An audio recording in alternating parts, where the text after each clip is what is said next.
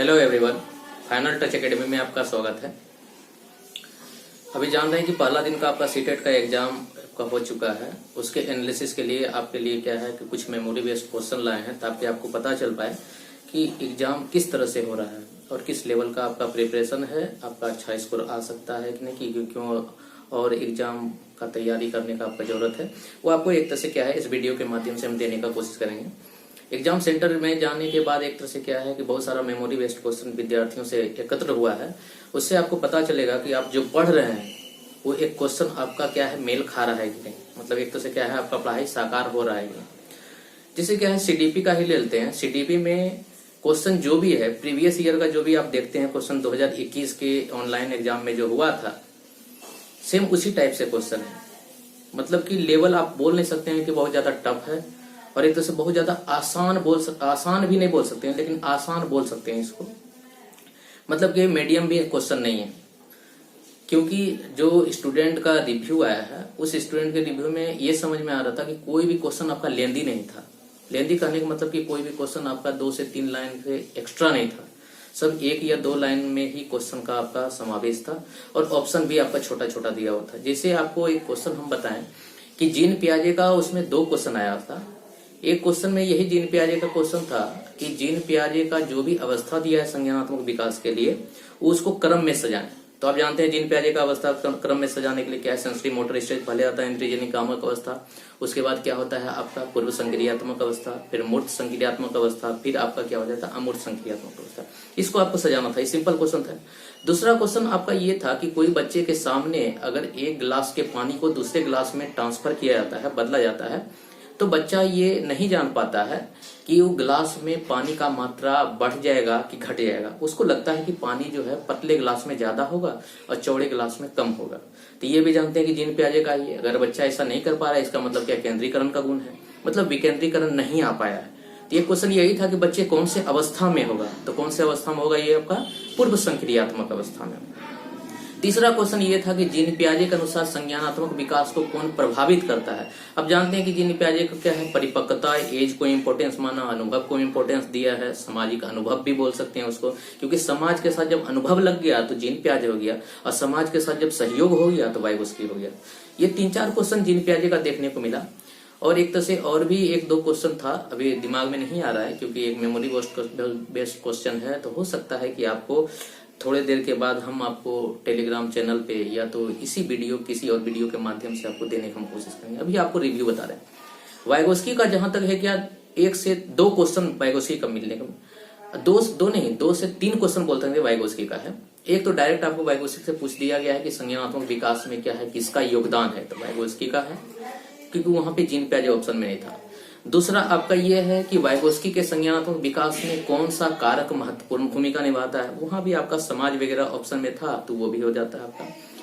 तीसरा क्या था, वाइगोस्की का पाड़ मतलब सपोर्ट, इसके फोल्डिंग जिसको बोलते हैं, उससे 2 क्वेश्चन था और दोनों का आंसर आपका इसके फोल्डिंग होगा। मतलब समझिए कि वाइगोस्की का ज्यादा क्वेश्चन था एक तरह से देखने मिला और जीन पियाजे का कम था। इसके बाद क्या हुआ कि अभी प्रेरणा से आपका क्वेश्चन था, मोटिवेशन से ये क्वेश्चन था कि अगर कोई बालक में इंटरनल मोटिवेशन डेवलप करना है तो बताइए कौन सा कारक महत्वपूर्ण होगा। उसमें क्या होता है कि बालक को बोल सकते हैं कि आप बाहरी अभिप्रेरणा दे सकते हैं, जैसे मोटिवेशन के लिए उसको पुरस्कार दे सकते हैं, दंड दे सकते हैं, सजा दे सकते हैं, और एक था आनंद देना। मतलब बालक जो है मास्टरी हासिल करना चाह रहे हैं, मतलब बालक को लगता है कि ये काम करने से हमको आनंदित होता है। इसका मतलब इंटरनल मोटिवेशन यही तो होता है आपको कि आनंद देने का काम करता है। अगला आपका क्वेश्चन इंटरनल मोटिवेशन, अभी प्रेरणा से क्वेश्चन, अभी प्रेरणा से बाद जो है मूल्यांकन से आपका क्वेश्चन था और मूल्यांकन से 2 से 3 क्वेश्चन देखने को मिला। एक तो मूल्यांकन में यही क्वेश्चन पूछ दिया गया था कि पोर्टफोलियो जो होता है, पोर्टफोलियो वो जो है विद्यार्थी के किन किन चीजों का अध्ययन करता है। 3-4 स्टेटमेंट दिया हुआ था, उन स्टेटमेंट के बारे में पूछा गया था कि कौन सा स्टेटमेंट सही है और कौन सा स्टेटमेंट गलत है। इसके बारे में भी मेमोरी बेस्ड क्वेश्चन मेरे पास रखा हुआ है, आपको एक तरह से क्या है दे देंगे। एक क्वेश्चन, ये सब आसान क्वेश्चन था। एक क्वेश्चन आपका वृद्धि विकास से सिंपल क्वेश्चन था और वो भी क्वेश्चन स्टेटमेंट में था कि मतलब मध्य बाल्य अवस्था में बच्चे में कौन सा गुण देखने को मिलता है। और जानते हैं कि मध्य बाल्य अवस्था को उत्तर बाल्य जैसा ही बिहेव करना होता है, आपको हम बताए भी हैं। तो उस तरह से आप देखिएगा तो एक तरह से क्या है वृद्धि विकास का भी क्वेश्चन बन जाता है। उसमें ये पूछा गया था कि विकास को कौन से कारक प्रभावित करेंगे। उसमें बहुत सारा चीज था। तो जानते हैं विकास को प्रभावित करने वाले कारक कौन कौन से होता है? आनुवांशिकता होता है और वातावरण होता है।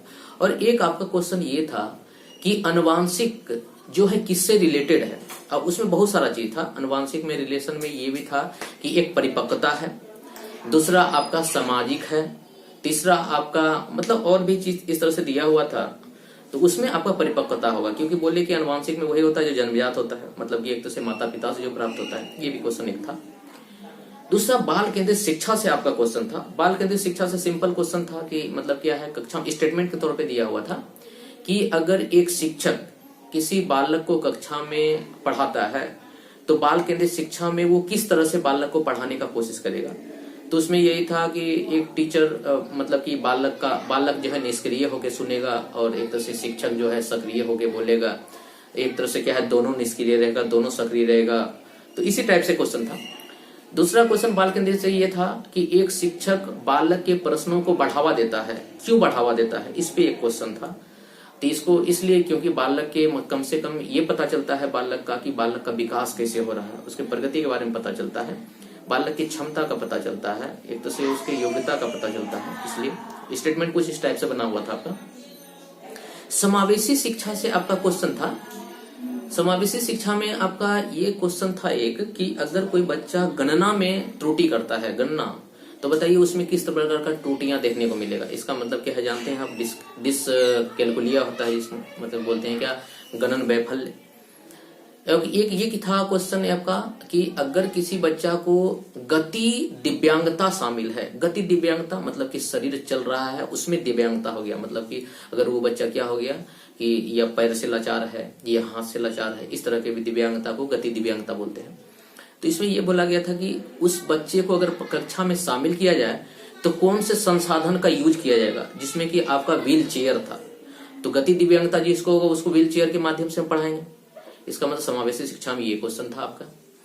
एक आपका क्वेश्चन समावेशी शिक्षा के बाद फिर से एक क्वेश्चन जो है आता है अधिगम में। और अधिगम में आपका मतलब कि एक तो से देखने को तो नहीं मिला क्वेश्चन अधिगम से डायरेक्टली, एक तो से लिंकेज था क्वेश्चन का, स्टेटमेंट के तौर पे ही लिंकेज था। इस टाइप से मिनिमम मान के चलिए कि आपको 30 में से मतलब 25 से ऊपर नंबर आपको आसानी से मिल जाएगा। और थोड़ा सा अगर दिमाग को, एक ये भी था क्वेश्चन कि अगर कोई बालक जो है क्रिएटिव बालक है तो उसका विशेषता क्या होगा, इस टाइप से भी एक क्वेश्चन था। उसमें बहुत सारा ऑप्शन दिया हुआ था, मतलब कि उसके विचारों में। और एक ऑप्शन ये भी था उसमें कि अभिसारी चिंतन होगा। तो जानते हैं जो बालक क्रिएटिव होता है उसमें अभिसारी नहीं होता है, अपसारी चिंतन होता है। तो इसको खाली देखना था आपको। उसमें और भी एक तरह से बहुत सारा चीज था जो कि अभी दिमाग में नहीं आ रहा है, तो हो सकता है कि आपको दूसरे वीडियो में सिलसिलेवार ढंग से बताने की कोशिश करेंगे। इस सीडीपी का था। ईवीएस का क्वेश्चन और भी आसान था। इतना बोल सकते हैं कि ईवीएस का जो प्रीवियस ईयर क्वेश्चन है, अगर कंटेंट का बात करें 15 नंबर में, तो 15 नंबर में कंटेंट में आप मान के चलिए कि 10 क्वेश्चन आपका प्रीवियस ईयर बेस्ड है। उसके बाद कुछ क्वेश्चन का बदलाव किया, जैसे मान लीजिए क्या एक क्वेश्चन यही पूछ दिया था कि कौन सा एक तरह से कीट जो होता है सामूहिक होता है, मतलब समूह में रहना समूह में है। तो मतलब समूह में रहने का मतलब क्या है, जैसे जानते हैं मकड़ी एक कीट होता है जो कि समूह में नहीं रहता है। दूसरा क्या होता है कि जैसे एक ये क्वेश्चन पूछा गया था कि मधुमक्खी के बारे में, कि बताइए मधुमक्खी का एक तरह से नर मधुमक्खी, मादा मधुमक्खी, श्रमिक मधुमक्खी, इसी सब के बारे में क्वेश्चन था। एक आपका क्या है डायरेक्शन से क्वेश्चन था जो कि बोलेगे, और एक आपका क्या है कि कैलकुलेशन से था, दूरी दिया हुआ था, चाल निकालना था आपका। और एक मतलब इसी टाइप से मतलब सिंपल सा क्वेश्चन था आपका। लेकिन पेडागोजी में क्या है, पेडागोजी में क्वेश्चन देखने को मिला जो कि आपका इतना लंबा लंबा क्वेश्चन हुआ करता था वो इस बार नहीं है। आपका क्वेश्चन जो है इतना तो है कि स्टेटमेंट देने के बाद आपको बहुत सारा चुनने को मिला कि ए बी सी तीनों सही, ए बी सही, मतलब इस तरह से। और ज़्यादातर हमको यही देखने को मिला कि जो स्टेटमेंट और कंक्लूजन है वो ज़्यादा है और ज़्यादातर स्टेटमेंट वाला है। मतलब इसलिए आप इस सब चीज़ों का जितना ज़्यादा प्रैक्टिस करिएगा उतना ज़्यादा एक तरह से क्या है आपको मतलब देखने को मिलेगा। तो हम तो आपको ईवीएस में यही बोलेंगे कि जो भी एक तरह से आया हुआ क्वेश्चन है 2021 का ऑनलाइन एग्जाम, वो एग्जाम का अगर क्वेश्चन आपको एक तरह से बना लिए हैं, समझ में आता है, कॉन्सेप्ट आपका क्लियर है, तो ईवीएस में कोई क्वेश्चन आपको छूटेगा नहीं। मतलब आज के बेसिस पे हम बता रहे हैं। अब कल क्या होने वाला है उससे मतलब नहीं है, लेकिन मतलब तो होना चाहिए, इसलिए क्योंकि अब ऐसा नहीं है कि बहुत ज़्यादा चेंजिंग देखने को मिलेगा। तो धीरे धीरे जैसे जैसे एग्ज़ाम होगा आपका, तो थोड़ा सा एग्ज़ाम टफ होते जाएगा, लेकिन इतना ज़्यादा टफ नहीं होगा। तीसरा था क्या, मैथ। मैथ का पेडागोजी भी बहुत ही आसान था, क्योंकि मैथ का पेडागोजी में ऐसा कोई मतलब कि जो स्टूडेंट बता रहा था कि कोई भी पेडागोजी में ऐसा नहीं था कि किसी साइंटिस्ट का नाम पूछा था। जो आप सीडीपी में पढ़े हुए हैं वही मैथ्स का पेडागोजी में यूज हो गया। दूसरा क्या था, हिंदी में कुछ देखने को मिला, कुछ एक्स्ट्रा चीज़। जैसे मतलब एक तरह से हिंदी में बहुत सारा चीज़ है। एक क्वेश्चन एक हिंदी में आपका यही था कि अगर कोई एक स्टूडेंट मतलब क्या है, इंडियन है, तमिल फैमिली से है, तमिल भाषा से है, और वो स्टूडेंट कनाडा जाता है और कनाडा में एक पंजाबी मतलब एक तरह से समुदाय में रहता है और वो पंजाबी बोलने लगता है, तो बताइए वह जो है पंजाबी बोलने की प्रक्रिया जो सीखा है उसमें क्या है। तो यही क्वेश्चन एक बार पहले भी आपको कनाडा के बारे में पूछा था, जो कि एक तरह से क्या है, उसमें बोलते हैं कि भाषा निजमन होता है। तो वही यहाँ पे भी ऑप्शन था, भाषा अर्जन था, भाषा अधिगम था, भाषा निगमन था, तो इस तरह से ऑप्शन था। तो वही क्वेश्चन कुछ ना कुछ क्वेश्चन प्रीवियस ईयर वाला ही रिपीट कर रहा है, सिर्फ उसका क्या है, पूछने का तरीका को चेंज कर दे रहा है। एक आपका ये था कि मतलब कि एनसीएफ 2005 के अनुसार बच्चे को कैसे पढ़ाना चाहिए। एक मतलब एनईपी 2020 के अनुसार किस भाषा को ज़्यादा महत्व देना चाहिए, ये डायरेक्ट पूछ दिया था।